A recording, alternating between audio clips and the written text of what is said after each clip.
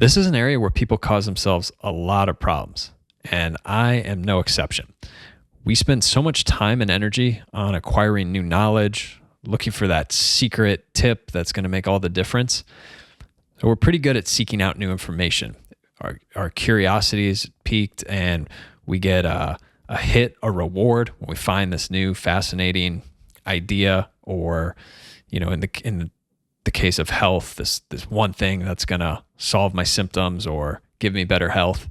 So we like that because that payoff is strong and it happens right away. But where we fall short is either in applying that information or making a skillful decision about whether it's working for us. And if we can get better at deciding whether our health efforts are working, then we'll simply have better health, because we'll either continue with what is working or stop what isn't. And as obvious as that sounds, most people are very poor at this, and it's costing them health. And the reason I know is because I did it many times. So let me explain. The body has its own wisdom and its own way of working. And in some ways, it's kind of like a stock market. So a stock market has historically always gone up in the long run. It's something tried and true. Investors and financial institutions count on it. That's why they dump trillions of dollars into it. But in the short term, on a day-to-day basis, really nobody has any idea what it'll do. It's called market fluctuations. If anyone knew with 100% certainty, they'd be, billionaire, trillionaire. So I don't buy that anyone knows. Of course, there's these major financial institutions that hire PhDs and make complicated algorithms to try and beat it. But that just lends further credence to the fact that it's quite volatile and random in these really short terms. And if you ever looked at a stock chart, it's not this nice, smooth, straight line going up. It's up, down, up, down, up, down, way up, down, over and over again. And in a weird way, I think about the body working that way too, probably because that was my experience rebuilding my health. And so even though I knew in the long run I was on a good trajectory and moving forward, day to day, it was wild, and it became exhausting because I would do the same thing each day, sometimes even eat the same thing or very similar foods. And one day I'd be feeling better. I'm like, okay, yeah, this is working. I'm having a breakthrough. I'm getting better. And then the next day, boom, it would be one of my worst days in a week. And it would be very disheartening. And if you're like most people at that point, then you start questioning, is this even working? Do I need to do something else? Should I try something different? And so when it comes to health, a lot of people will obsess over these daily fluctuations or just too short of a period of time, even a week, because they can't really be controlled. So it'd be a lot better off looking at things over a longer timeline. But as human beings, it's a little bit tough for us to do. That's why I'm making this episode today to talk about it. Because what we do is we second guess, we fret, and worst of all, we'll jump from health plan to health plan, from new habit to different new habit, and we leave a trail of discarded health habits behind us, or maybe more even of a plan. And some of them likely would have been really valuable to stick with. It's hard enough for people to find something that's good for them. Again, whether maybe that's like a small habit, eating a little better, getting a little better sleep, having a little less toxins in your life, or if you're having more health issues and you have a bigger focus to like really make a step forward in your health or get rid of some symptoms, then maybe you have more of like a health plan. Maybe you're working with a practitioner, or maybe you follow some expert that you like and you want to follow what they say. In any case, a lot of people actually find good plans for themselves, but they don't stick with it long enough, and they aren't good at evaluating if it's working. I see this all the time. Now, of course, it can work the other way too, where it's not good for you and it's not working. Thus, the topic of this episode. So here's 4 ways that you can evaluate whether your health efforts are working. I came up with these, well, in part, I experienced them. Some of them come from practitioners I worked with that finally helped me get out of that spiral, that roller coaster of judging my health on a daily or weekly basis.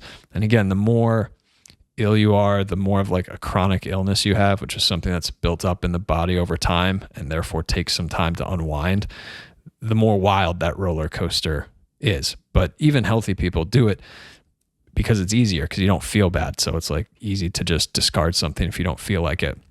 So for anybody who wants better health, this stuff's worth knowing or considering, because we spend so much time and energy thinking about it, right? Like exercising, eating good food, thinking about it. Some people don't even do it, but they fret about it and worry until their health really tanks, and then they're forced to. So in all this, what I see is that people could get way more bang for their buck if they had a better sense of, is this working?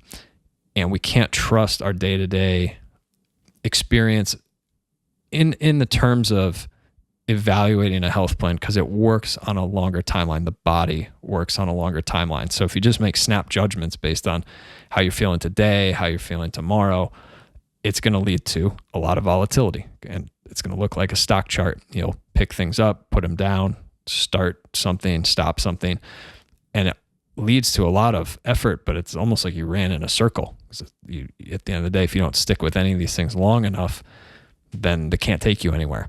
And if you stick with a bad plan or plan that doesn't work for you long enough, then it certainly won't take you anywhere.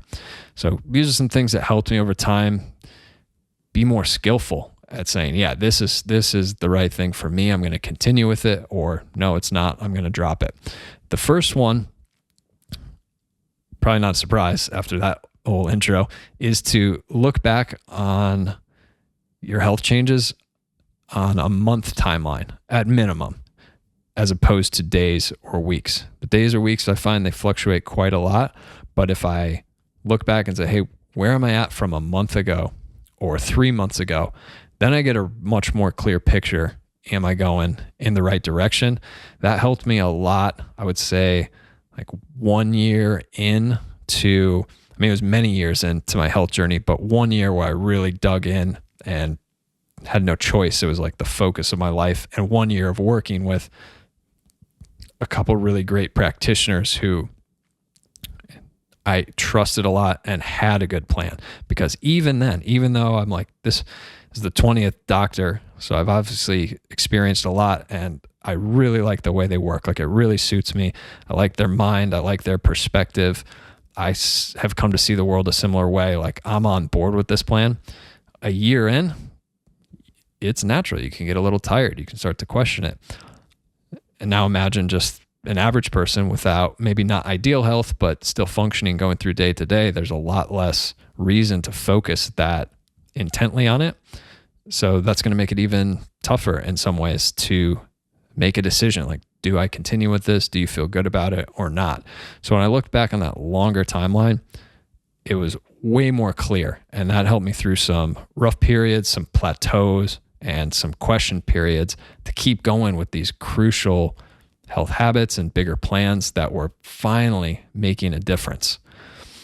The second way is you can rate your symptoms or whatever it is you're focused on a scale of 1 to 10 periodically. Certainly not every day, probably not even every week.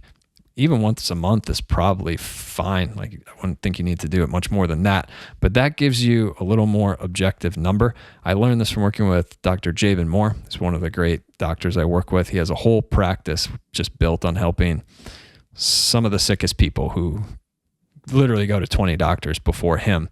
So he's pretty in tune with this stuff and in tune with how people can fall off over time, start to doubt, start to get a little fatigued and disheartened on a health journey. And this exercise he had me do, it really helped a lot, because what I found, if I rated anything between like a 3 and a 7 for a solid year, more like year and a half, I was in pain. Okay, if it was a 7, that was probably like my best day in a long time, and I probably had more energy, so I felt pretty good. But even like the 5 days, it was better than back in the 2 and the 1 days, but I wasn't done. My body wasn't done returning to health, rebuilding its health. So there was definitely still pain and brain fog and lots of fatigue and frustration. because it's just like, I want to be back to myself. I'm getting glimpses, and the months and days are stacking up, and it's frustrating to be here. So those ratings were a really good way for both of us to look back and say, like, okay, even though you're still in pain, even though there's still plenty of symptoms, they've obviously decreased a little bit because the numbers show that. So it's one way to get a little more objective. And this is what he told me, and it turned out to be totally true. And it helped me because, I mean, imagine for a year, every day you overall feel more or less miserable, or like at best feel pretty rough, right? Then your judgment starts to be off, and even the things that are helping, it's only natural to doubt that at some point. So I found the 1 to 10 scale made a big difference. Number 3 is to get help. Share with like a family or friend, especially if they know you, they kind of get you, they get your personality. That can help a lot too. Just somebody outside yourself who can give impartial feedback. Obviously, if you're working with a practitioner or doctor or something, that's part of their job. But again, they're not going to get too detailed, most likely, with you. So I found that having someone who knows you and then over time can listen and see how you're doing, like other people can reflect back the progress they see in you a lot of times faster and more clearly than you can see it in yourself, because you make progress and then you're at a new level and you want to get to the next level. And so you'll constantly see the next step you need to take, but other people, they're not in that mindset, that journey. And so they can say, well, yeah, you might not be exactly where you are with your health goals, but wow, look at this difference from 2 months ago. And the 4th way is testing, a little more quantifiable. So this is usually lab testing, but I think there's lots of ways to do it. So you can be creative. And again, this totally depends. Like, are you more of like a wellness focus? Like you just want to optimize and feel even better? You got more leeway. You can be more creative and do what works for you. If you're more in the chronic illness, struggling with your health, looking for answers, then a lot of times some more concrete lab testing can help. But the caveat is it has to be skillful testing. What I mean by that is testing, lab testing, it's just a tool. A tool isn't good or bad. It's not right or wrong. It's just a thing designed to do something. And I found with lab testing that it really depends whose hands it is, who's interpreting it. So the same exact test, I've gotten no results with practitioners, and then I've seen other practitioners work magic with a certain test. That was their expertise, and they were really good at using the data in those tests to help people get health results. So you don't want to look at it, I kind of look at it like, like a report card. If the report card's low, does that mean the student or the person who received it is bad? No, maybe the teacher's bad. What's the report card evaluating? Is it evaluating what they can regurgitate on a 100-question test? Okay, well, does that really matter in the big scheme of things or not? We have to decide. Same thing with lab tests. So people tend to treat lab tests like their report card at first. Believe me, once you have enough of them, then you get a little bit less sensitive, and you're like, okay, whatever, I know how to fit this in.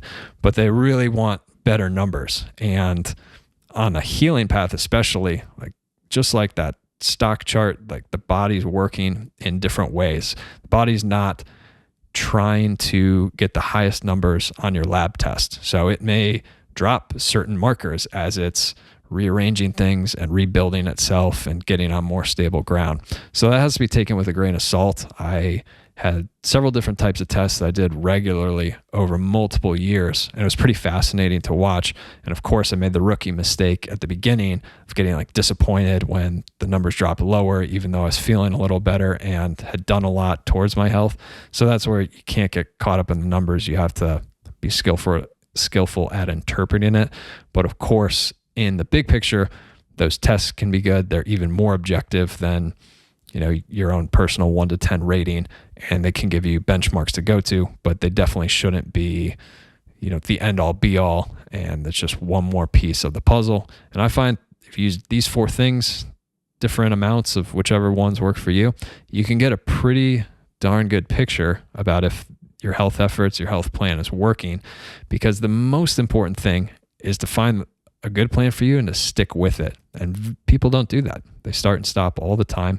And like I said earlier, they might try 10 different things and 5 of them might have been great and really worked in the long run. So I find if people get more confident here, it makes a huge difference in their health. Like this is the key. It's not just here's an exercise to evaluate. It's this moves the needle for health. And it takes a little bit of time for most people to wrap their minds around the idea, because they're just like, no, I want to improve my health, so I need to learn the next thing or try this next fad. But they don't have the skill of evaluating it. And especially if the result takes a little longer to get, which is pretty common. Most people, when they start something new, get a boost within the first month. At some point, they see a difference. They like it. It feels good. It's the honeymoon phase, right? And so that's easy to keep going. But eventually that's going to fall off. And then there's going to be a trough period that's a little bit more of a grind. And it just takes, that's the consistency period. And it's not sexy. It's not fun. It's certainly not as exciting as that first month with big changes, or even pre-starting when you just learned this new thing or got excited about this new idea for yourself that you wanted to try. And it's in that period that it's not about acquiring more information. It's not about following 10 new people. It's about, can you keep stacking consistent days, consistent wins over whatever you're currently doing? That's a good idea. And so the more people, the more you can use these 4 ways. I mean, you can use whichever ways you want, but these are 4 I'm giving you. Then you can start to have more confidence and really understand, is this working? And it cuts down the number of things you need to try, because it's just exhausting to jump from thing to thing. And I see a lot of people get disheartened. They're like, yeah, I want better health, but I've tried everything over the years. Like the number of people who have tried everything is statistically impossible. And I've said that a lot too. So I'm right there with everybody, but we feel like we have. And part of the reason is these things get overlooked. We think we need something new, where in a lot of cases we just need better skill at evaluating it and then stick with the thing that really works. Hope this helps you improve your health. If it does, let me know about it. I'll see you next week for more episodes. Stay wise.